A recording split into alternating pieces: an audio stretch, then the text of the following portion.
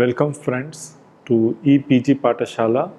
I am Dr. N. Janardana, working as faculty in the Department of Psychiatric Social Work, NIMHANS, Bengaluru. Today let us look in terms of what are the livelihood options are available for people with mental illness under the module livelihood and mental illness. So generally people with mental illness do find it difficult to get jobs and get into any livelihood activities because of their, one would be because of their illness and also because of the stigma prevailing in the community, so which would affect their rehabilitation back into the mainstream community. Poverty exposes people to risk factors for developing or worsening mental disorders. Poverty can be both act as a consequences and sometimes a cause for their illness. So poverty is the cause and consequences of mental illness. Sometimes because of a mental illness, mental health condition, the person may not be able to contribute towards the family income or could not be able to get into any livelihood activities which would worsen their financial situation and lead them to the poverty. Sometimes being in a poverty situation for a quite longer period of time, not able to achieve adequate skills in terms of leading an entrepreneur life can also become a cause for mental illness.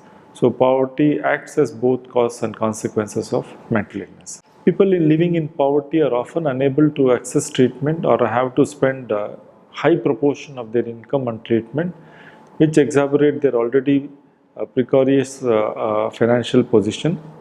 Because mental illness, when a person is been diagnosed, it requires a lot of money in terms of the medication, and the medication has to be given for a longer duration. And families need to spend a lot of money for their travel to access mental health treatment in a mental hospitals. Generally, people believe that a person with mental illness need to be treated only in the mental hospital, even though psychiatric care being made available at some of the district hospitals through either DMHP program or district psychiatric units has been established in district hospital. To give an example, in the state of Karnataka, when people ask where do the people with mental illness being treated, they will take the name of two hospitals. One is NIMHANS Hospital and another one is Dharwad Mental Hospitals, which is in Dharwad.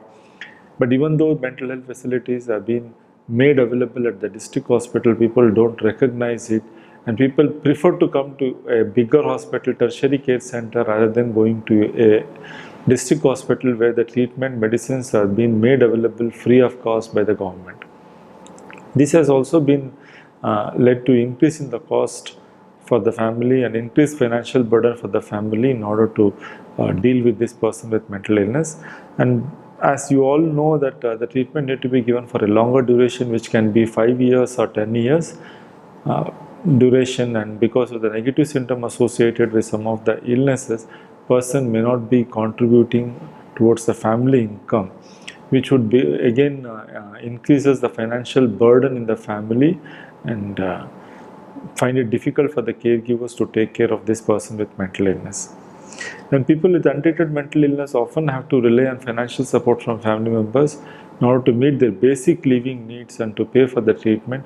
Families do find it difficult and express emotion, which would become difficult for the person and hurdle for the person to recover from mental illness. Now let us understand how poverty and mental illness are related. The economic effects therefore extend beyond the individual with mental illness to significantly impact the household income. Definitely there will be less or no contribution from the person with mental illness towards the family income, which would have a significant impact in terms of the expenses and the economic status of that family. People with mental disorder are at much higher risk of descending into poverty than any other people because of the cost involved in the treatment and for the longer duration. They may not be able to work because of their illness and mainly because of the negative symptoms associated with the illness, where apathy, amotivation, and being lazy would affect them to get involved themselves into productive activities. If employed, their illness may result in more sick days or reduced productivity, in turn reducing income, promotion chances, entitlement to employment related pensions or health insurance coverages. Now let us understand the chart which have been displayed for you. So which talks about how the vicious circle of poverty and mental illness being presented in a chart form, how poverty can lead to mental illness, and mental illness can push the person towards the poverty, which can again exacerbate the mental illness. So this vicious circle continues. So in case if you have to deal with the mental health problem, we need to take up developmental approach rather than just going with the health approach. Health approach would only help us in terms of dealing with the illness, but not with the associated problem. If we go with a developmental approach, we can look at the issue from a developmental point of view, that when the poverty is being addressed, poverty, stigma related, and community participation, mainstreaming, those activities, when it get addressed, mental illness also would be getting addressed. The ultimate aim of any treatment intervention should be in terms of mainstreaming the person back into the community life. If we are aiming at mainstreaming back into the community life, it will be always better to take up integrated developmental approach rather than just go with the health approach. This vicious circle of poverty and mental illness is one of the way to understand the need for integrated mental health, integrated community development approach, where health will be part of is one part of the integrated community development approach. As we all know, work is an important life activity for individual and maintaining our family and contributing towards the community and society. Because of mental illness, it limits the individual from getting into a productive activity, which would again affect in terms of the not only contributing to the family income, but also the status what he gain in the family is going to get affected. Once the status affects within the family, it also have its impact in the community life and society life. Because of his mental illness and stigma associated with mental illness, the person with would not be given adequate opportunities to explore for livelihood activities, and would be avoided to participate in the community and societal activities, which would become a hurdle for a person to recover from mental illness. Most importantly, work provides opportunity for social and economic participation. When the person is not given adequate opportunities or encouraged to get involved in the livelihood activities, it will impair their social and occupation economic participation, which is going against the belief of mainstreaming back into the community as part of the rehabilitation. So there are many different types of work. Some may be remunerative work or non-remunerative work. Always people would recognize livelihood as part of a remunerative work. Non-remunerative work is not at all given importance. A person who is doing an household work, being as a homemaker, do contribute towards the family income. So that usually is not been recognized. So hence there is a need for us to look in terms of both remunerative and non-remunerative work. Look more in terms of being productive rather than just looking at remunerative work. There are some activities which are family-based production activities are there, and a lot of income generation activities being tried out, which been working out well in the communities. So those activities need to be identified, and we should encourage persons with mental illness to get into such activities. Let us now understand the concept of reasonable accommodation. The UNCRPD has been talking about reasonable accommodation, which is more applicable for people with mental illness. Because of the negative symptoms, person with mental illness, because of the amotivation, apathy, being lazy, not showing interest for anything, person would require breaks in between the work. So that employer need to accommodate these people, and such concessions should be given for people with mental illness. So reasonable accommodation include adjustment, modification of machinery and equipment, job content, working time, work organization, as well as adaptation of the work environment. For a person with mental illness, the accommodation should be more in terms of the working time, rather than expecting the person to work for continuously for 8 hours, giving in between breaks, and then expecting the person to work would be one reasonable accommodation an employer need to make. And also not to value, like look the person's outcome with, compare the person's outcome with that of a normal person. So there also accommodation would be required. Accommodation may be simple and inexpensive, such as allowing for breaks, extending the training period, or adjusting working hours. Those modifications need to be done. In case of children with SLD, the accommodation should be more in terms of giving them extra time or giving them the paper which the child would feel comfortable, rather than expect forcing papers on them which the child doesn't feel comfortable. So now let us look in terms of poverty reduction and income generation activities. People with mental disorders are capable of working and being productive. So especially when provided with appropriate access to service and support, including counseling, medication, vocational skill development, social support, such as peer self-help and home visits, we need to look person with mental illness as being a productive person. And also we need to go with the assumption that however ill or poor the person is, has the capacity to maintain his or her life. So only with that assumption we will be able to work with mentally ill person. We would see that person as more productive and able to contribute and take care of his life. So if we don't believe in that assumption, if we don't believe in people's strength, so then we may not be working towards the rehabilitation at all. There are a lot of barriers to employment, mainly because of stigma and discrimination which are existing in the community. People with mental illness are always been stigmatized and marginalized in the community. Sometimes we get a doubt whether people are living outside the margin or within the margin. So these questions need to be answered. We need to reflect upon and look at the lives of people with mental illness.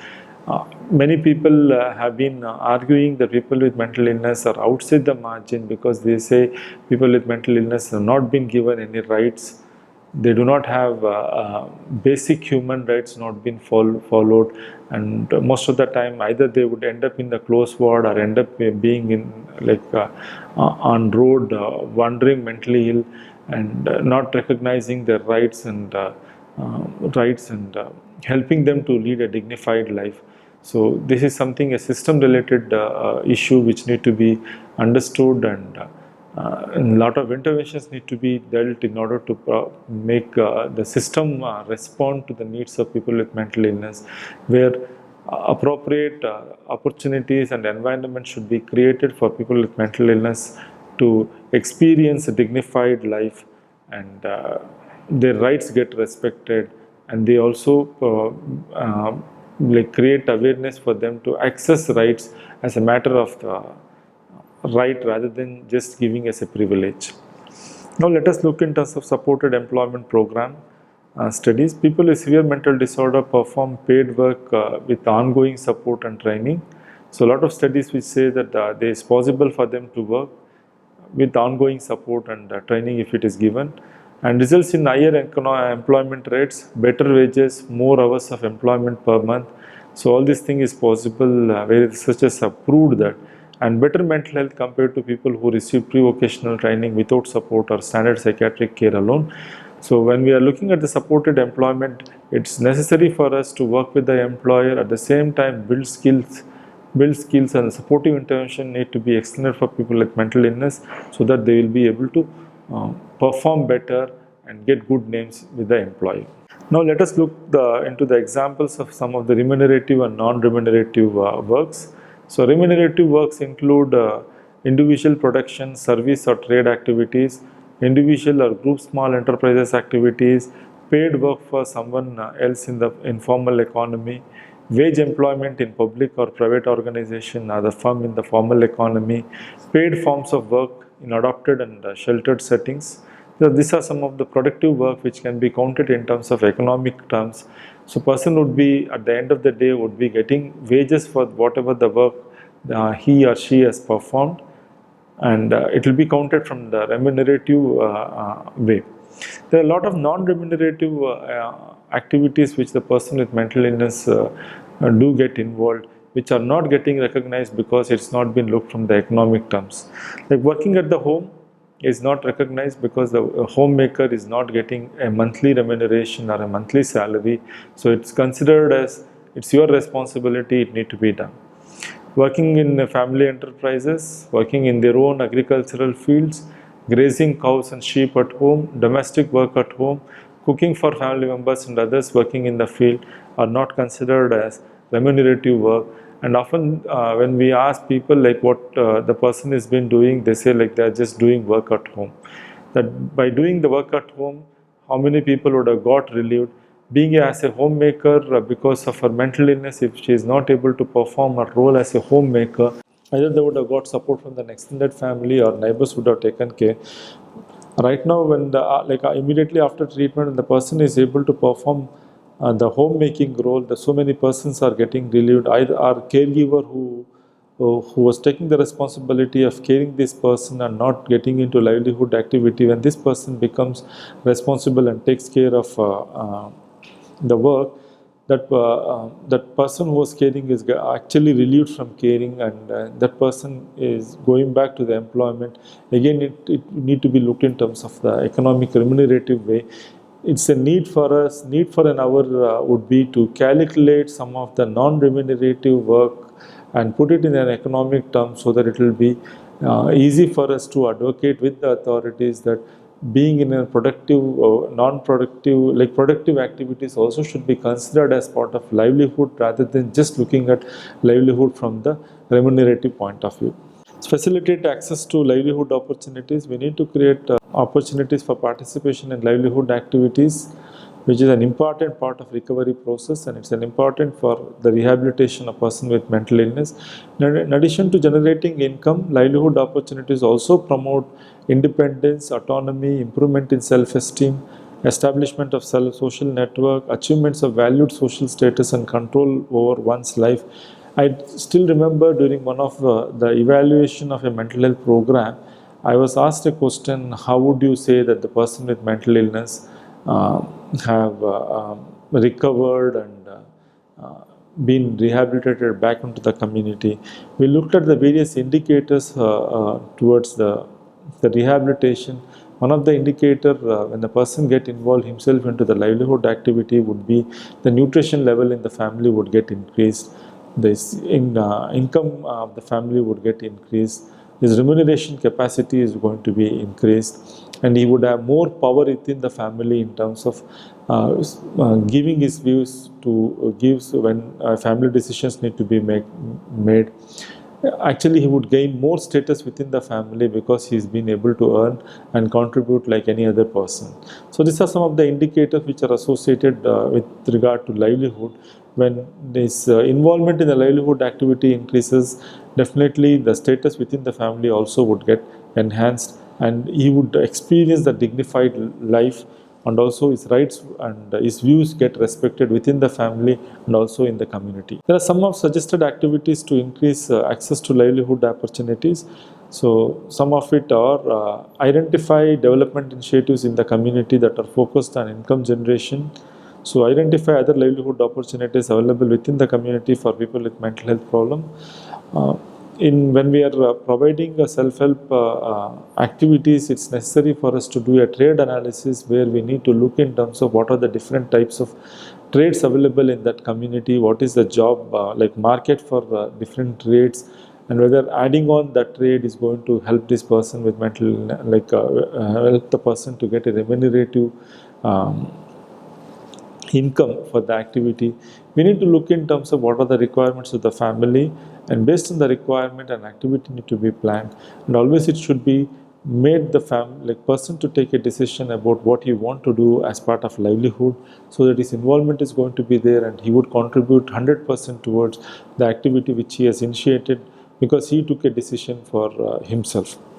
So we need to work with the employers to make the necessary adjustment to the work environments, inform employers of their legal obligation towards people with mental disabilities as per the Disability Act of our country. As per the 1995 Disability Act, 3% reservation was supposed to be given for people with mental illness, people with disabilities where mental illness also is part of the disability. This 3% is not only just meant for jobs alone, the 3% is also meant for the available funds within the community, the panchayat would receive funds for developmental activities. In the 3% fund should be kept aside for people with disabilities, where mental illness also can be included.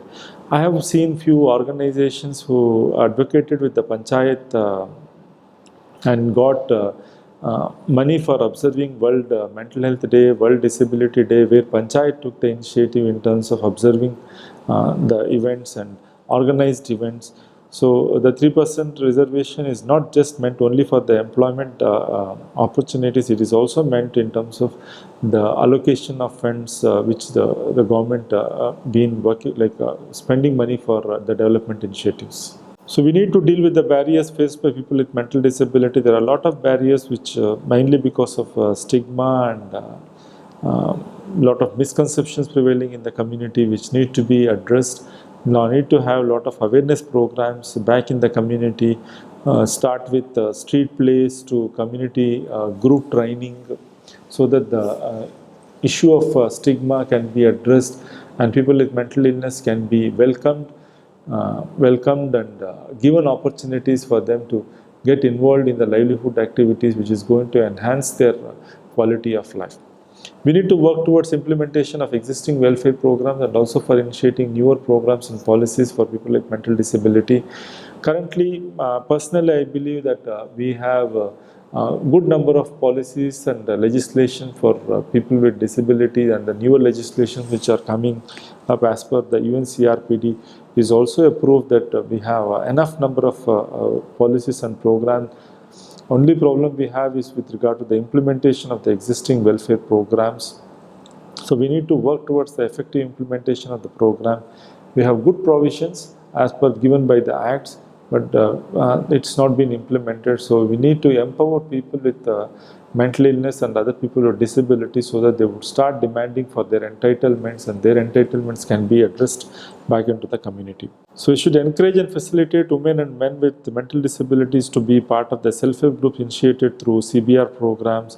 It's not necessary that people with mental illness need to form a separate self-help group for themselves. It will be better if they can be included back into the community group, so that the mainstreaming can also occur, and also it's an opportunity to educate other people with other disabilities and normal people within the community, so that they do understand and be sensitized towards the needs of people with mental illness in their own community, and start responding positively and address the needs of people with mental illness. Making provision for their inclusion in national poverty reduction and other developmental programs is also a need of an hour. We have many national poverty alleviation programs. It can be Mahatma Gandhi Rural Employment Guarantee Schemes, where job being assured for people, 100 days job being assured for people, and a lot of community development activities being initiated through this program. So it's a mandate for the government to include people with disabilities, where people with mental illness also can be part of that group, where they also need to avail such benefits. In the state of Andhra Pradesh, in some of the districts where people with mental illness been given 200 days of job under this Mahatma Gandhi Rural Employment Guarantee Scheme. So this is one way where we can include people with mental illness to the existing programs, so that the mainstreaming can be achieved. So we should create opportunities for education, skills acquisition and work can be provided for people with disabilities and their families, and which also include people with mental illness. As you all know, that mental illness occur during the productive age, which is going to affect their academic career and also the occupational career. It's needed for us to accommodate this persons with mental illness who got affected because of the onset being either late adolescent or early young adulthood, and their academic career and vocational career would get affected. So either we need to create opportunities for reasonable accommodation, so that the person can go back to his studies, complete his studies. We have seen many people either in their undergraduate second year or first year get this illness and could not complete their education.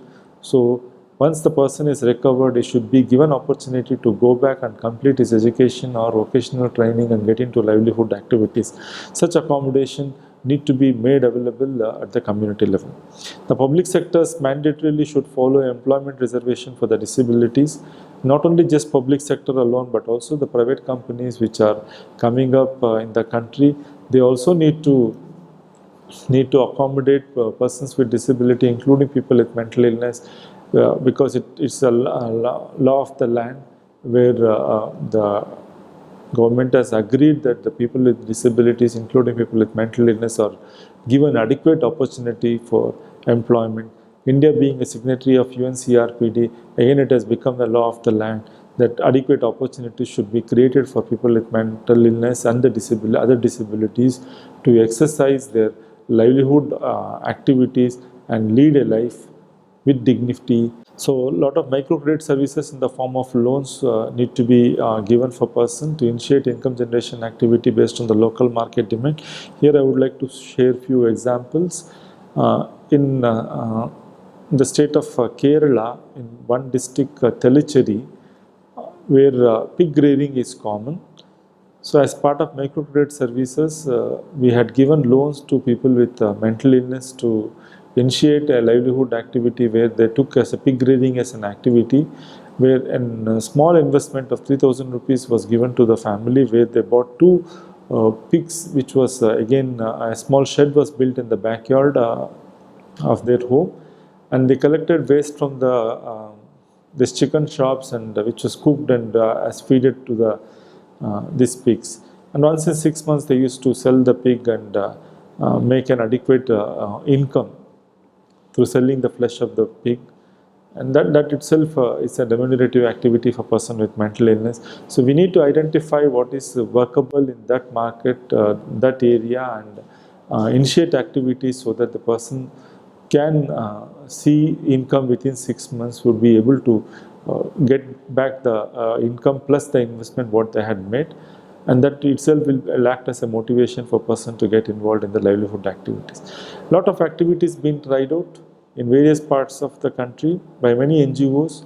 So in one of the NGO where I had recently visited, I had encouraged the person with mental illness who was working without loss for few months, was identified and put him back on the treatment, and then he started thinking about his family and he need to contribute towards the family income. He started with a small business with the support of 5,000 help from a self-help group. This 5,000 rupees he invested in buying the spices like pepper, mustard and other things, and packed into a small packets of 5 rupees, and he took this in his bicycle and sold in the construction site. Even in the construction site, they are also wanting to buy in 5 rupees, 10 rupee quantity only, not wanting to buy in a big bulk quantity. So that became a like a market for him. He used to sell his small packets and make an income, and now he is leading his family, taking care of 2 children. With an investment of 5,000 rupees, they will be able to find a market and able to get a livelihood for this person. So it's not necessary when we look at livelihood, it need to be a huge investment. A small investment of 3,000, 5,000 can also change the lives of people. So we need to think outside the box and help the persons to find the assets what they have within themselves, and make the person to make a commitment in terms of making a decision, so that they will be able to carry out the activity whatever they have been they have taken a decision, and go see the income with small investment with good income, and which will act as a motivation for them to do or enroll themselves in such activities. It's also necessary for us to enroll them into self-help groups. Self-help group is not just for means for saving, it is also availing loan from SHG with nominal interest, avail loans from banks, and most of the SHGs are availing loans from the bank, and the loan amount whatever they get from the bank again distributed with SHGs. No need for looking forward for a money lender for small investment. By forming a self-help group and through their saving they can get loans, and these loans has to be will be repaid, and the next person also would get a chance of getting such loans and initiate livelihood activities. In conclusion, We need to look into social protection measures, need to intend to provide a safety net to protect people against extreme poverty. And these social protection measures also need to be explored for people with mental illness. Mentally ill people should not be excluded, they should become part of the inclusive community, and all the development initiatives initiated by the government also need to be utilized rather than just looking out for a separate program for people with mental illness. People with disabilities have an equal right to social protection measures available to citizens generally because they are amongst the poor and most marginalized.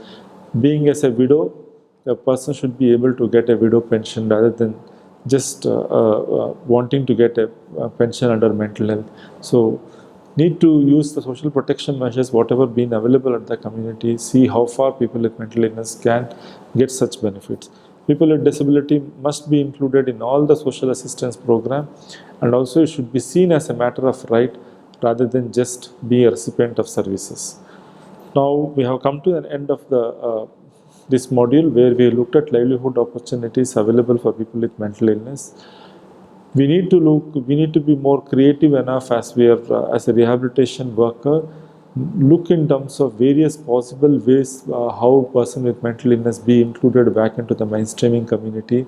One way would be the SHG. Through SHG, it is not just enrolling them to the SHG is going to help them in terms of availing loan, but also it's an platform for us to talk about mental health problem in that SHG, so that the SHGs would become more sensitive towards the needs of people with mental illness, and stigma and marginalization can be addressed in that way.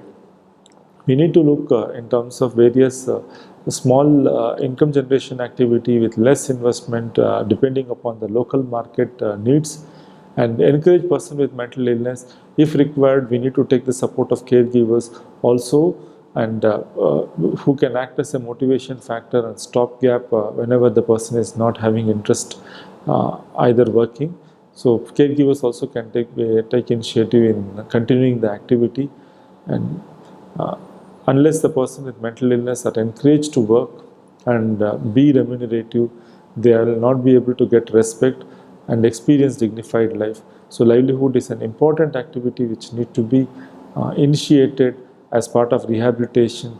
And actually the treatment and livelihood need to go together. Once the treatment start, the livelihood also immediately should be started up, so that the person would be able to get back to the remunerative work, and his rehabilitation would occur faster.